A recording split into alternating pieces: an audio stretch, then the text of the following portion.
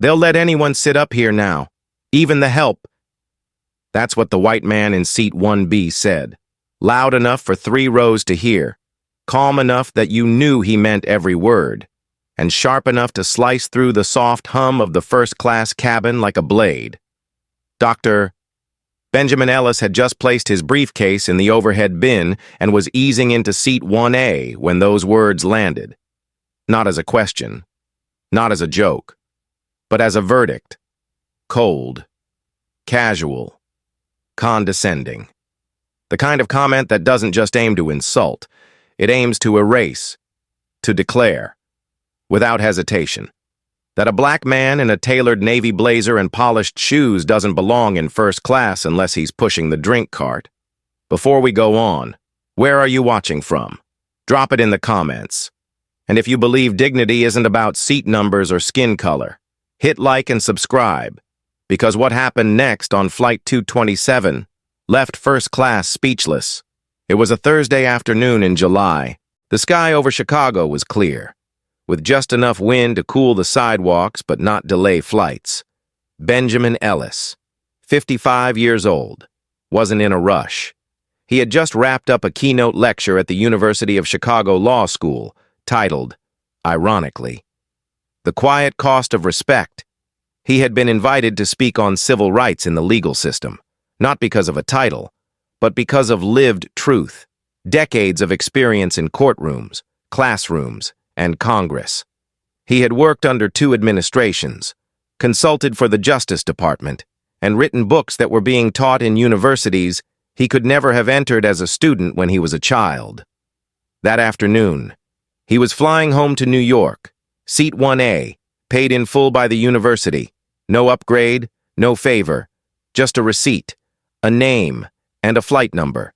He boarded without fanfare, briefcase in hand, smile soft but polite.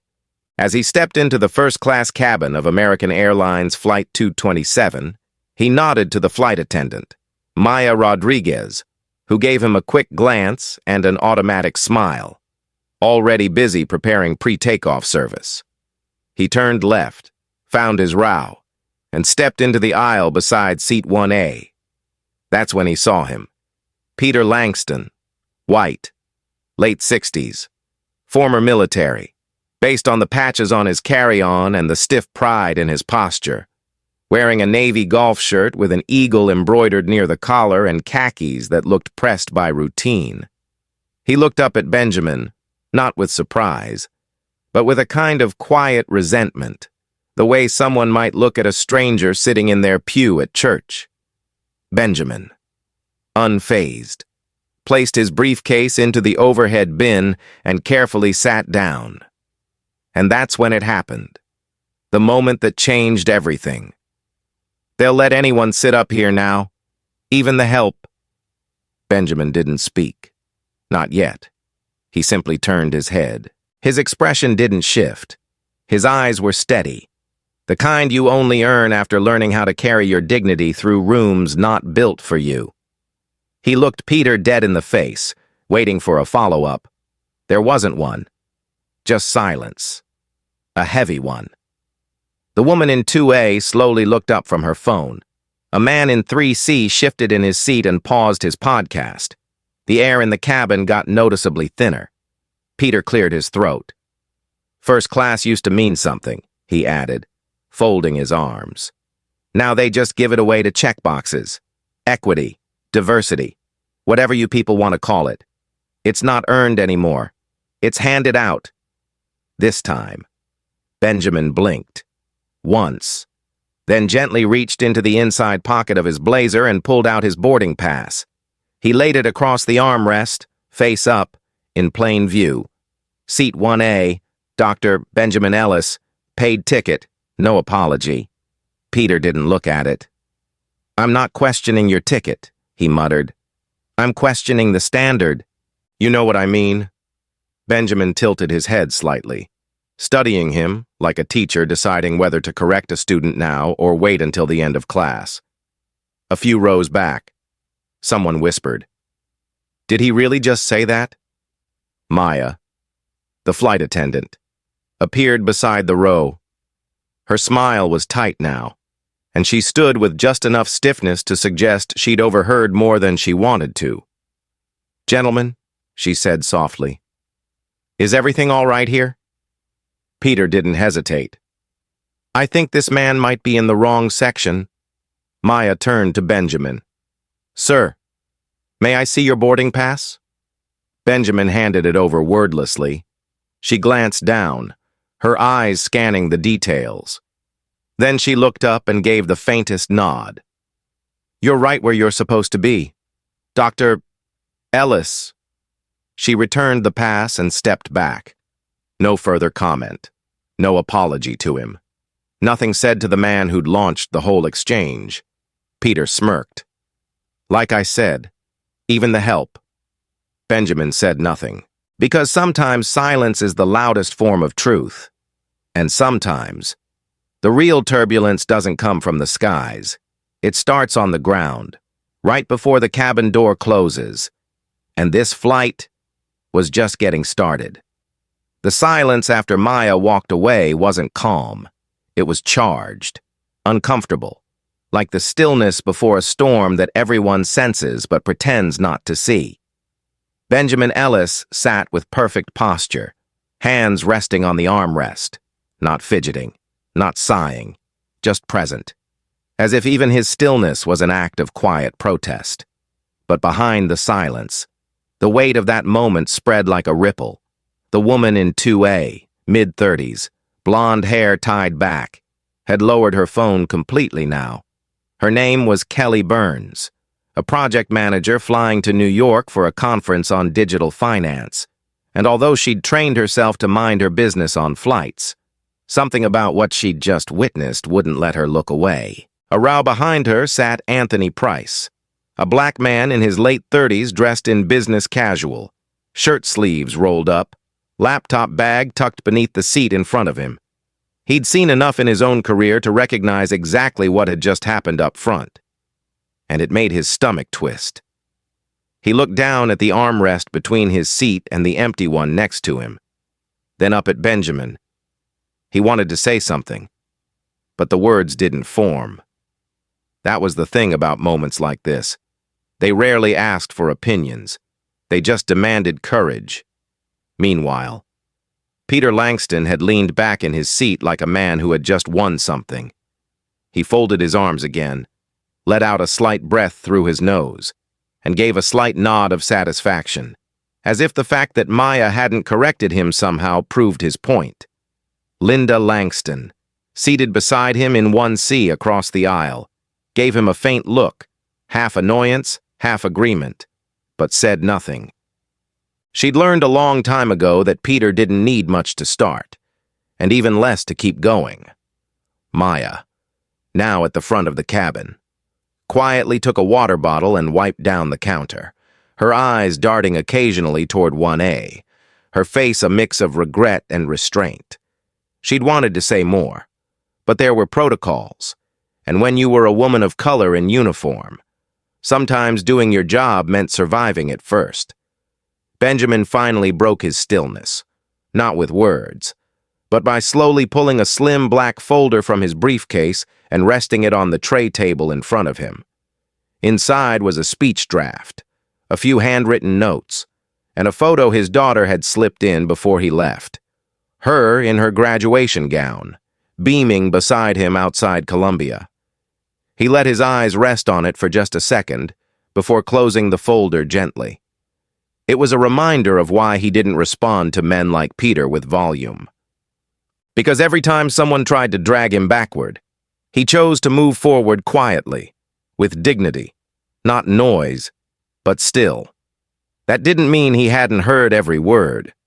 Peter, of course, wasn't finished. Turning slightly in his seat, his voice dropped, but not by much. "You know," he muttered, "back when I served, men earned their stripes. Didn't matter what you looked like, black, white, brown. What mattered was whether you bled for the country, not some handout degree or politics class." Benjamin turned his head slowly, his gaze level. "What exactly do you think I do, Mr. Langston?" Peter replied quickly.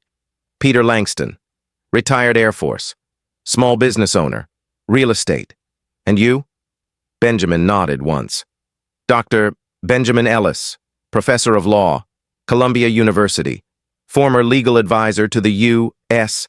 Commission on Civil Rights.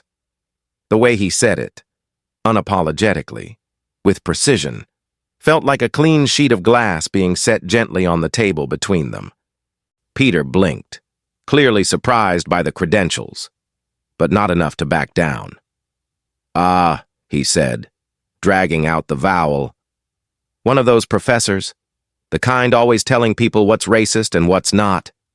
I've read about your kind, always seeing problems where there aren't any. No, Benjamin said, voice low and calm. I don't create problems, Mr. Langston. I name them, and naming something doesn't make it appear. It just means someone finally stopped pretending it wasn't there. A hush swept over the front rows again. Even Kelly, still pretending to scroll her phone, felt the temperature shift.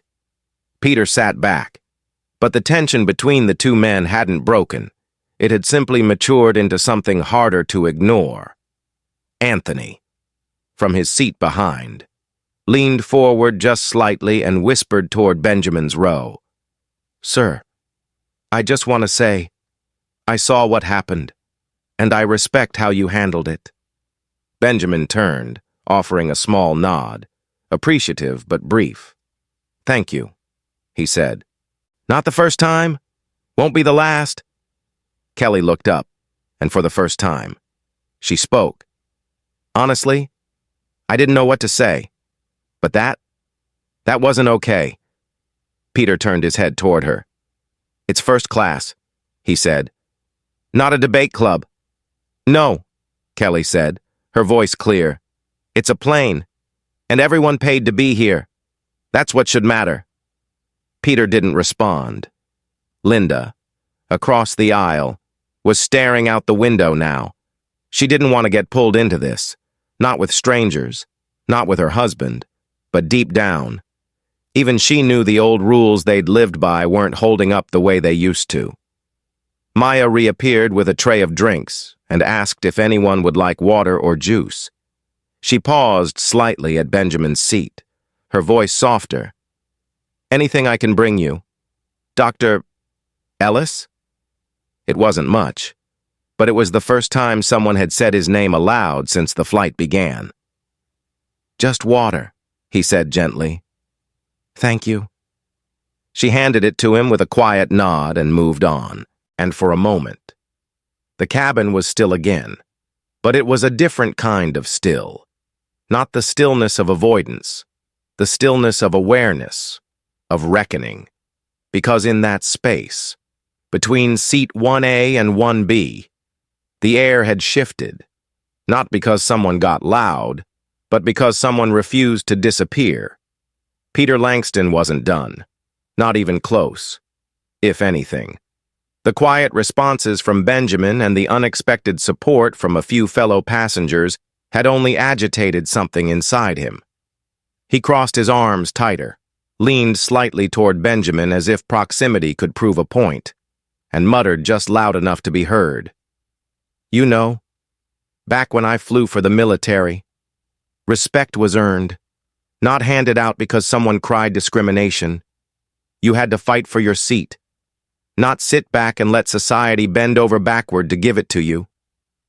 His tone carried the weight of rehearsed bitterness, like this wasn't the first time he'd said it, maybe not even the 100th. Benjamin didn't flinch. He'd heard every variation of that speech before, on trains, in board meetings, in faculty lounges filled with polished smiles and unspoken judgment. But this moment wasn't about just him. He looked toward Peter calmly and said, I earned this seat the same way I earned everything else in my life, by walking through doors that were built to stay closed. He paused for just a breath. And I didn't need to wear a uniform to serve my country. I served by helping change the laws that failed people who looked like me. The line didn't come from pride. It came from truth. And Peter felt that. His jaw tightened, for the first time since boarding. His eyes lost that smug glint, replaced with something heavier, discomfort. But pride is a stubborn thing, especially when it's bruised. Peter gestured vaguely at the cabin, as if to claim ownership of the space. I'm just saying, this used to be a place where people had class, decorum. Now you get professors lecturing people mid-flight. What's next? A diversity seminar with the complimentary peanuts? The sarcasm didn't land the way he thought it would. Kelly in 2A raised her eyebrows. Anthony shook his head quietly. And from 3B, a soft voice chimed in. Or maybe it's just a place where we stop pretending ignorance is respectable, said Grace Lynn, a quiet woman in her 50s who had remained silent until now.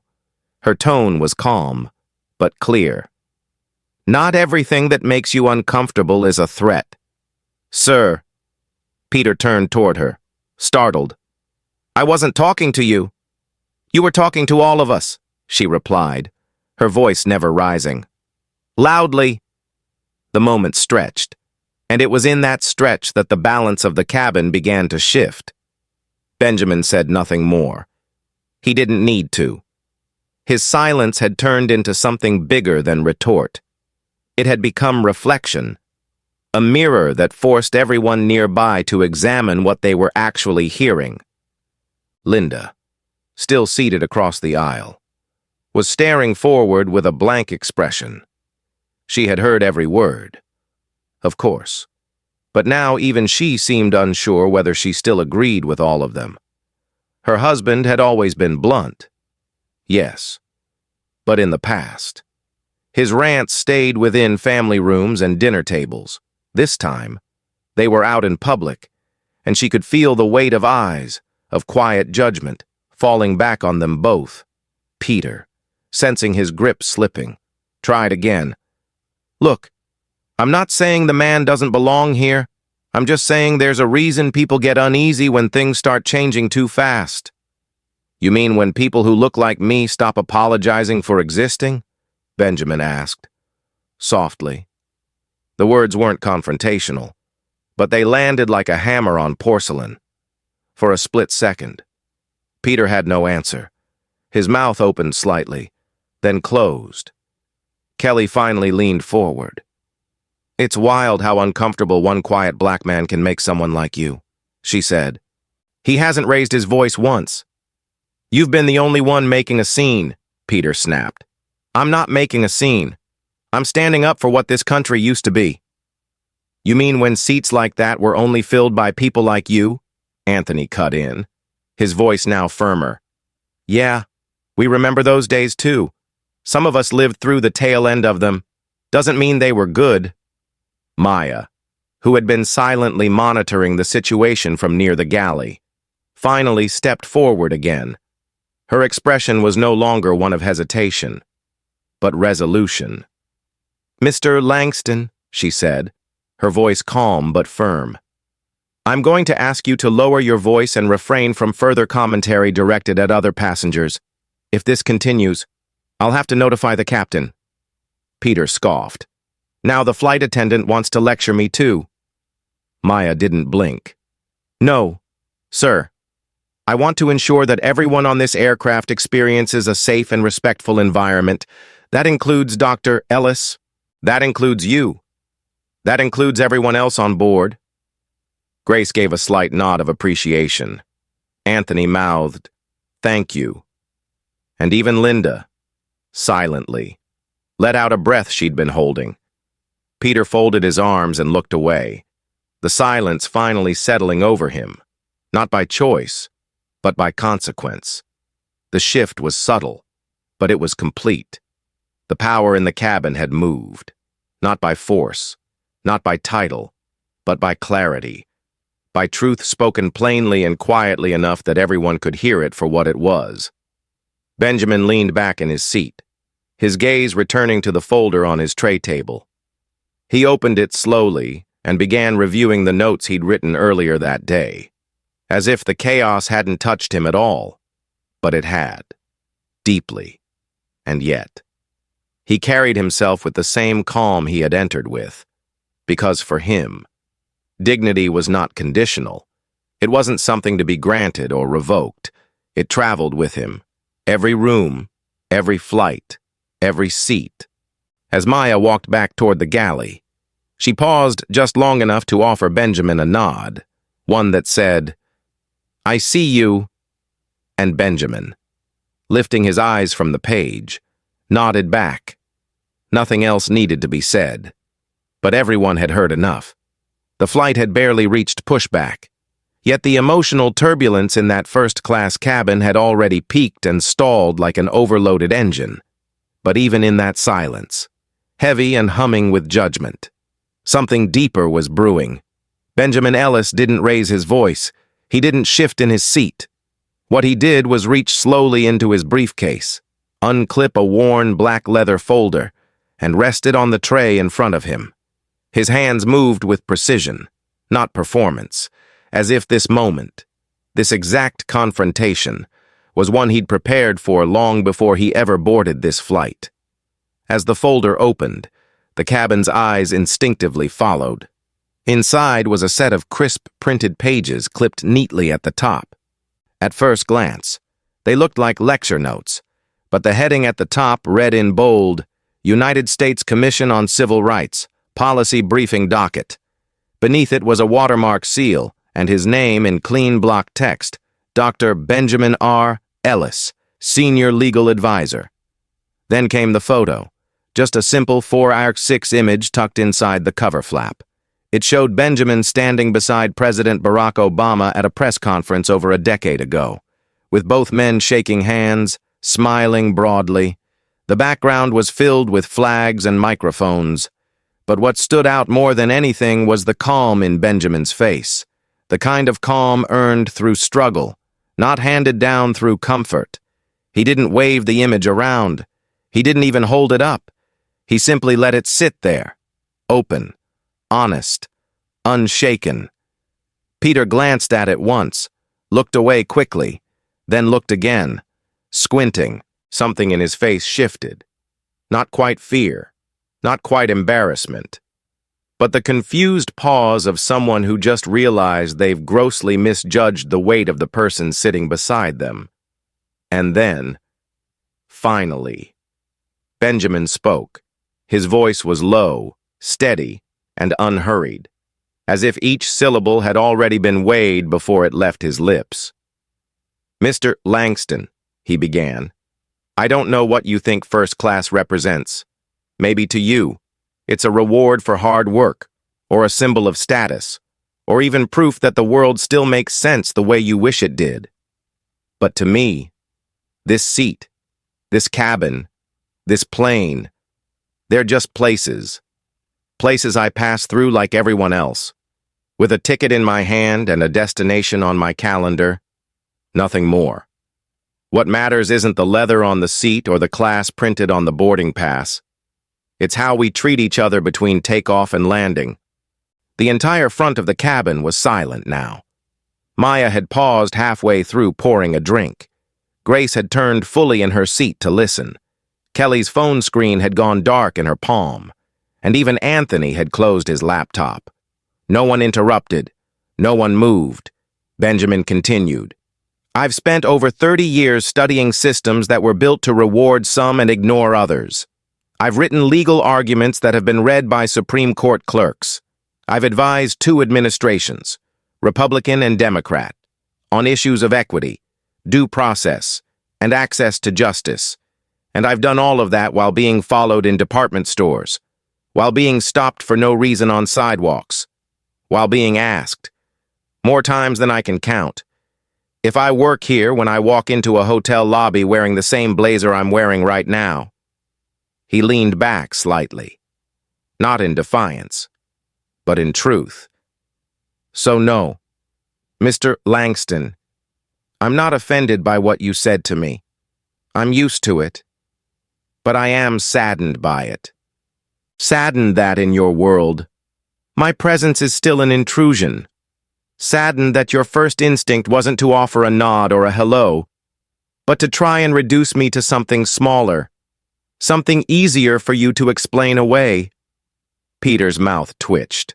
His shoulders had started to tighten. Not in anger this time, but in the uncomfortable ache of having no rebuttal. Still, Benjamin wasn't finished. And I know what you'll say. That you served. That you bled for this country. That you've earned the right to speak your mind. I respect that service. I do. But respect isn't a trophy that sits on your lap, allowing you to bruise people on the flight home. It's something you carry by how you see others, especially those who don't look like you, especially those who do not yield to your comfort. At that, Linda turned slightly in her seat and looked over at her husband, not sharply, but for the first time, with something resembling distance, like she had never seen him quite as clearly as she did now. Benjamin gently closed the folder in front of him. The gesture was simple, but it felt like the ending of a chapter. You don't have to like me, Mr. Langston. You don't even have to speak to me. But you will respect that I earned my place here, not just on this plane, but in this country, in this field, in every room that once thought someone like me didn't belong. The words didn't thunder. They didn't preach. They just echoed. And in their echo, the entire tone of the cabin changed. Peter didn't speak. He couldn't. His jaw worked like he wanted to say something, but the weight of what had just been said had taken the wind out of him. Maya, standing in the aisle now, let out a breath so subtle it might have gone unnoticed if the air hadn't been so still. "Dr. Ellis," she said softly, "would you like anything? Coffee? Tea?" "Water's fine," he replied gently. "Thank you." "Of course," she said, with a tone that felt different now, less mechanical, more grounded, like she wasn't just addressing a passenger anymore, but someone whose quiet strength had reset the room. Grace Lynn reached across the aisle and gently touched Benjamin's arm. "That was the most important thing I've heard all year," she whispered. "Thank you." Anthony nodded too, speaking for the first time since the exchange began.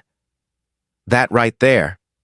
That's why I'm raising my sons to carry themselves like you, with calm, but never with silence." Kelly, clearly shaken but inspired, leaned over and added, "I'm sorry for not saying something sooner. You shouldn't have had to say all that just to prove you belong." Benjamin offered a kind, weary smile. "You didn't need to speak for me, but you did speak, and that matters."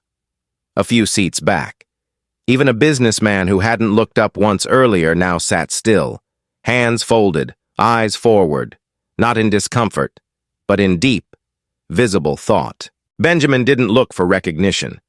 He didn't need to. He simply leaned back in his seat, lifted his cup of water, and took a long, slow sip. Outside the cabin windows, the tarmac gleamed under late afternoon sun. Inside, no one spoke, but everyone was listening. The cabin had fallen into a strange stillness, one that didn't feel awkward, but reverent, like a courtroom just after testimony that no one dares interrupt. For several minutes, the only sounds were the soft clinks of glasses being cleared and the distant whirring of the jet bridge pulling back. Then, without warning, the cockpit door opened and out stepped the captain. He was a tall man in his mid-40s, clean-shaven, with salt and pepper hair, a calm gaze, and the purposeful walk of someone who didn't speak often. But when he did, people listened. His name tag read, Captain Troy Daniels, and as he entered the first-class cabin, his eyes scanned the space, pausing only when they reached seat 1A, and then they lit up, not with surprise, but recognition. He stood still for a beat, adjusted his uniform cap, then stepped forward. "Dr. Ellis?" he asked, his voice carrying the quiet respect of a student greeting a teacher. Benjamin looked up, eyes calm, and offered a small nod. "Yes?" The captain's expression softened with something close to admiration. "Sir, I studied under your lectures back at the Air Force Academy. Law and ethics in conflict zones.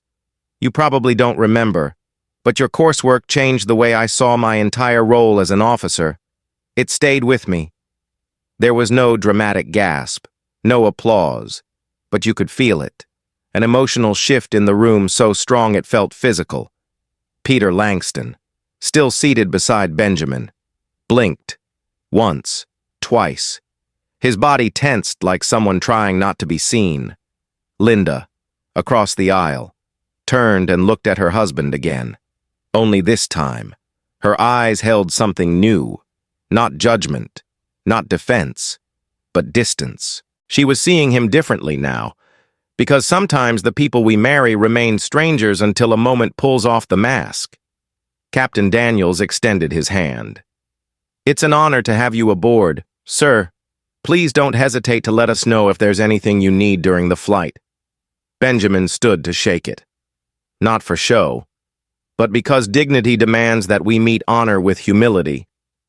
"Thank you, Captain," he said. "That means more than you know." "It meant something to me first," the captain replied, then turned to Maya. "Is everything all right up here?" Maya, who had stood quietly just a few feet back, gave a small, understanding nod. "It's been addressed, sir." Daniels didn't push further. He simply nodded, then looked around the cabin. Not as a disciplinarian, but as a leader acknowledging the weight of what had just occurred. "We're wheels up in 10, he said gently. "Let's make it a peaceful flight." And with that, he returned to the cockpit, closing the door behind him with the same grace he'd carried in. For a moment, no one moved, not even Peter. He was sitting stiffly now, staring out the window, his jaw clenched not with pride, but with something far more uncomfortable. Realization. No words he could say now would fix what had just unfolded. He had tried to define Benjamin Ellis by a stereotype, and the man sitting beside him turned out to be a national voice in justice, an educator of military leaders, a bridge builder who could sit in the White House one day and row 1A the next. And the silence around Peter wasn't forced. It was earned. Kelly, still in 2A, whispered something softly to herself, like a prayer or maybe just an apology she wasn't sure how to say out loud. Anthony in 3A gave a single slow nod, as if to say, "That's how you reclaim space," and Grace Lynn dabbed her eyes with a tissue she pulled from her purse. She wasn't crying because anything tragic had happened. She was crying because something sacred had, and sacred moments don't always arrive with fanfare. Sometimes, they arrive through the power of restraint. Maya brought over a fresh glass of water for Benjamin and asked, quietly, "Would you like anything else?" "No, thank you," he said with a gentle smile. "You've done enough." But even in those 4 words, she knew what he meant. Not just her gesture, but her presence, her stillness, her humanity had mattered. Across the aisle, Linda Langston looked down at her hands. Her husband still hadn't spoken. Maybe he wouldn't. And maybe that was the beginning of something. Not healing, perhaps, but humbling. Because when a man sees the quiet fall of his own arrogance, the silence that follows is the start of change. Benjamin resumed his seat, adjusted his folder, and folded his hands gently across his lap. He didn't need the attention. He didn't require praise. What he had needed was what all of us deserve: dignity in our seat and respect in our space.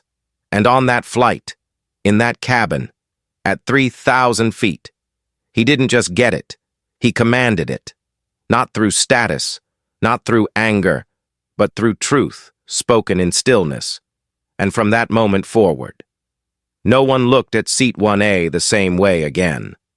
The plane had reached cruising altitude, but inside the cabin, no one really felt like they'd taken off.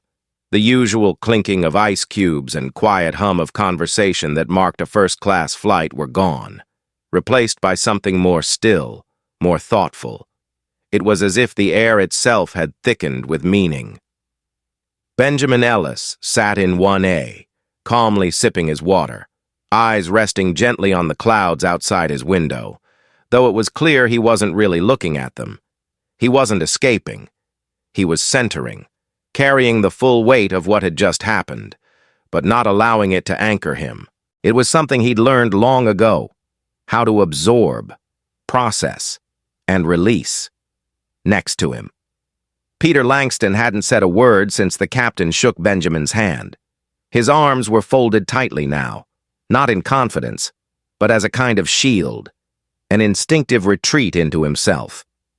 He stared forward with the 1,000-yard look of a man reckoning not just with someone else's strength, but with the limits of his own worldview. His jaw occasionally clenched, and his foot tapped beneath his seat. But he remained silent. His wife, Linda, seated across the aisle in 1C, had stopped trying to make eye contact with him. She was facing the window, quietly holding a paperback novel she hadn't turned a page in for the last 20 minutes. Her thumb rested between 2 chapters, unmoving. Whether she was reading or remembering, no one could say. But her body had gone still in that particular way people do when they know something inside them has been unsettled. A row behind. Kelly Burns sat with her tray down, a ginger ale in front of her untouched. She'd pulled out her laptop, but it remained unopened, her fingers hovering over the lid, unsure of what to do. She glanced up occasionally, her eyes drifting to Benjamin's row, then back to her drink, then back again. She wanted to say something. She didn't know what. She was the kind of person who believed she was aware, who had reposted quotes about justice and equity on social media, who'd signed petitions, supported causes. But witnessing something raw, face-to-face like this, it made all the theory feel small.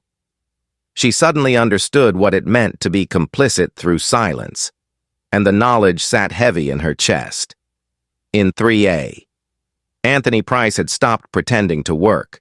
His laptop was closed, his seat reclined slightly. He'd removed his glasses and was rubbing the bridge of his nose.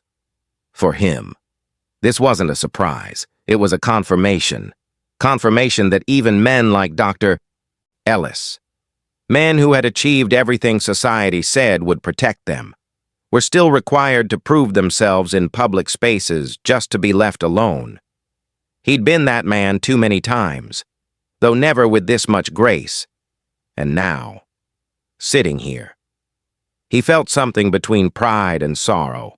Pride for how Benjamin had carried himself. Sorrow that he had to carry so much in the first place.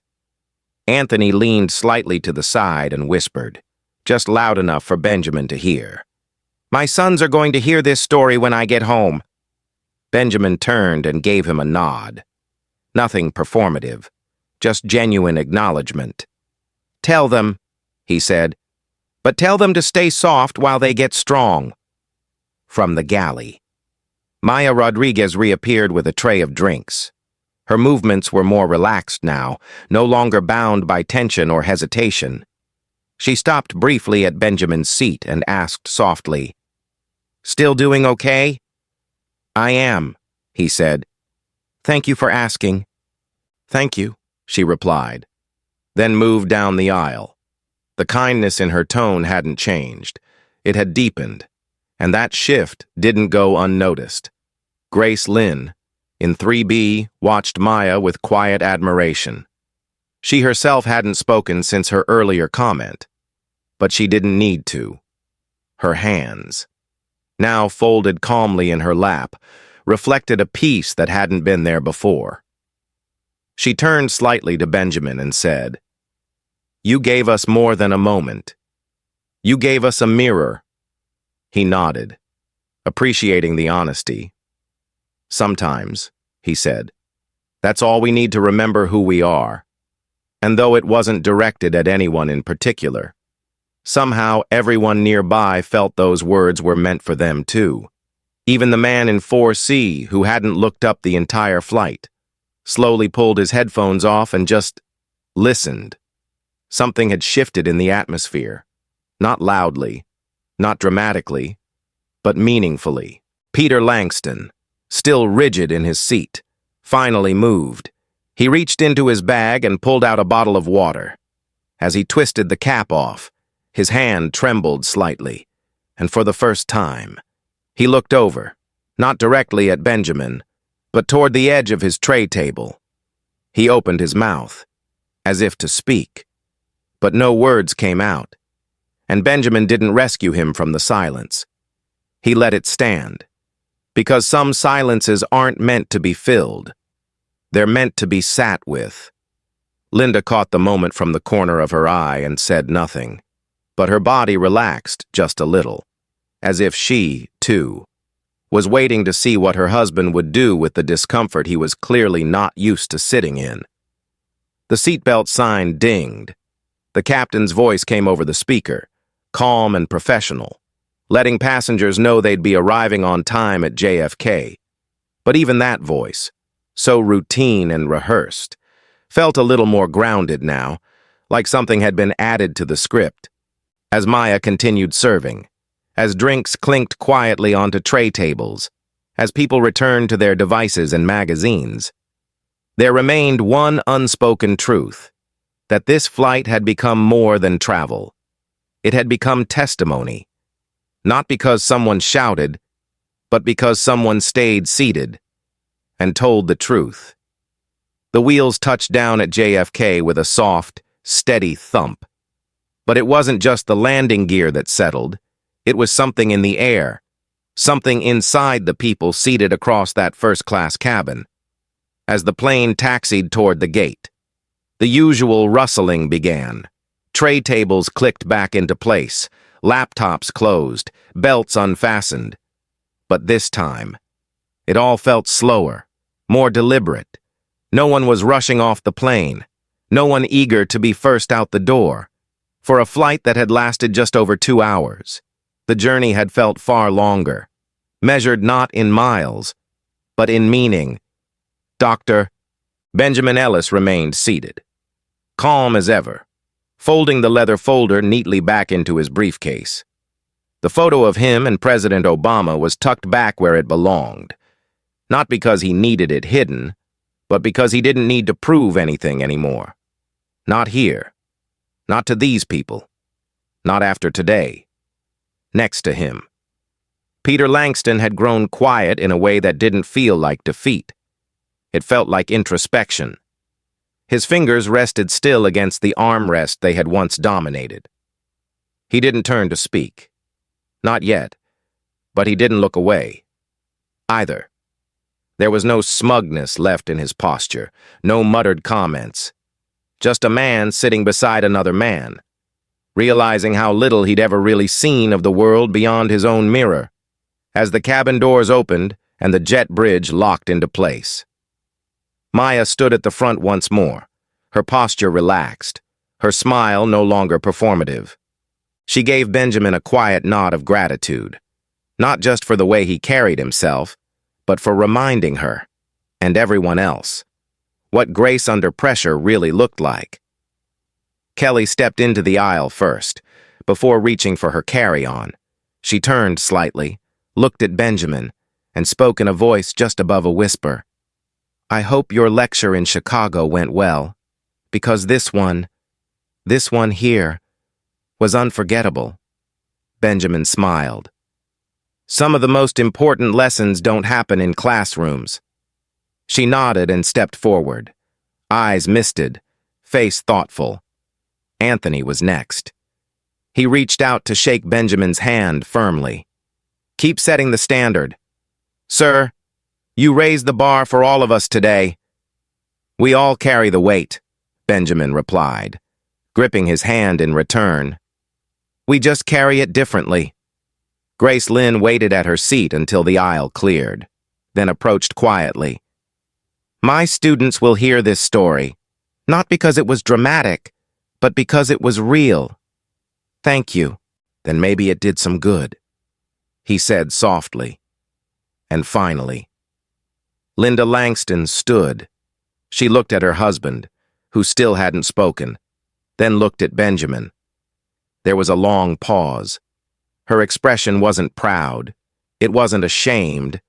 It was something in between, an acknowledgement of what had been revealed, not just about Peter, but about herself. I won't forget today, she said, and I hope he won't either. Then she gently touched her husband's shoulder, signaling it was time to go. Peter stood slowly, his movements deliberate. He reached for his bag, then paused, turned, faced Benjamin for the first time with no smirk, no judgment, just an uneasy honesty. I was wrong, he said, his voice gravelly. That's not easy for me to say. But I was. Benjamin didn't gloat. He didn't nod or shake his hand. He simply replied, with the calm of a man who'd been here before. It's not about being right or wrong. It's about choosing to see what's always been there. Peter nodded once, then turned and walked down the aisle behind his wife, a little slower than before. And when the cabin finally cleared and only a few passengers remained gathering bags, Maya stepped closer again. Dr. Ellis, that was more than a flight. I just wanted you to know I saw all of it. Thank you, he said. Most people don't. Well, she smiled. Maybe more will now. As he stepped off the plane and into the jet bridge, the cool, recycled airport air hit his face, sharp, but familiar. He walked with the same quiet strength he had boarded with, briefcase in hand, posture steady, not because of what had happened, but because of who he was. A few rows back, a child looked up from her window seat and whispered to her mother, "Who was that man?" And her mother replied, "Someone who reminded us how to be better."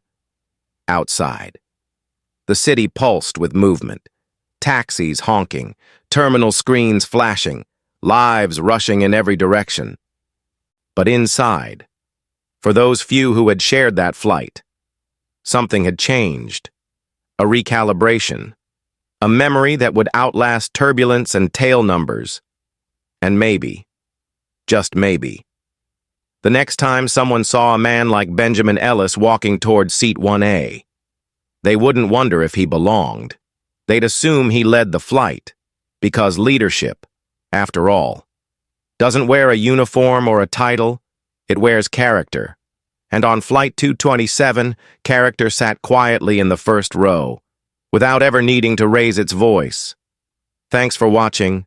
If this story touched you, give it a like, subscribe, and share it with someone who needs to hear it. Take care, and we'll see you in the next one.